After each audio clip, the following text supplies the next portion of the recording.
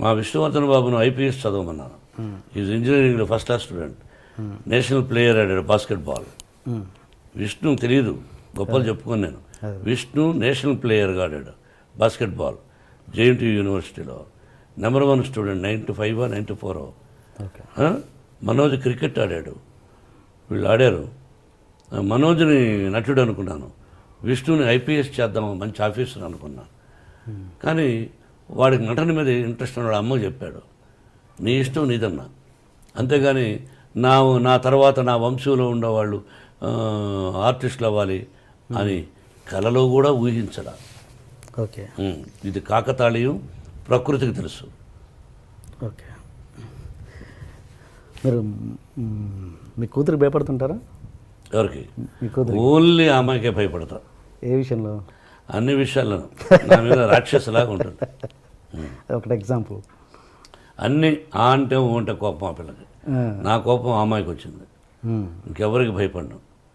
అంత భయపడతాను, అంత ప్రేమిస్తాను. అంటే ఒక ఎగ్జాంపుల్ చెప్పండి, దేనికి భయపడతారు? ఏదైనా 1-1000 ఉంటాయి. రోజులో 10 సార్లు మాట్లాడితే 9 సార్లు నన్ను భయపెడుతుంది, విసుక్కుంటుంది. మీకు ఎంతమంది గర్ల్ ఫ్రెండ్స్ ఉన్నారు సార్? గర్ల్ ఫ్రెండ్స్ పెళ్లి కాకముందు ఉండేవాళ్ళేమో. నేను శ్రీరామచంద్రుడు అని చెప్పను.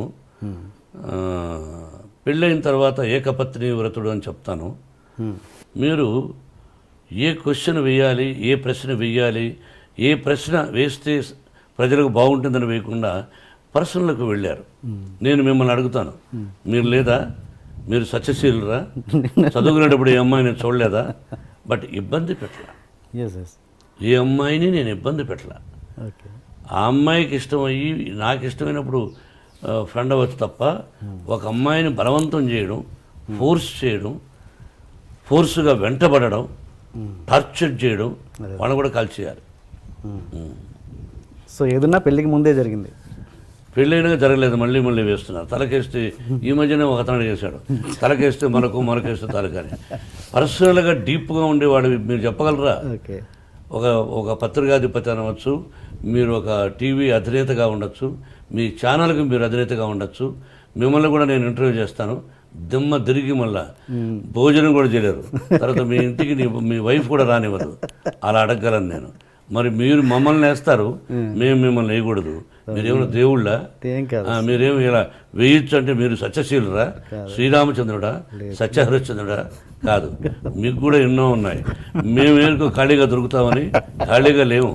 నటులు ఖాళీగా ఉండడు. ఏదో వేద్దాం, ఒక సంచలనం క్రియేట్ చేద్దాం, అదే టీవీలో 20 సార్లు వేద్దాం అని మీ ప్రశ్న అది.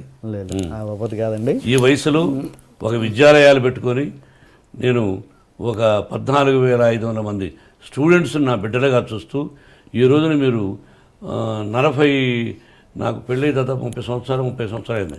అంతకుముందు ఎప్పుడో ఎక్కడో ఏమిటో అని సంఘటన గురించి ఇప్పుడు అడగడం అన్నది అప్రస్తుతం.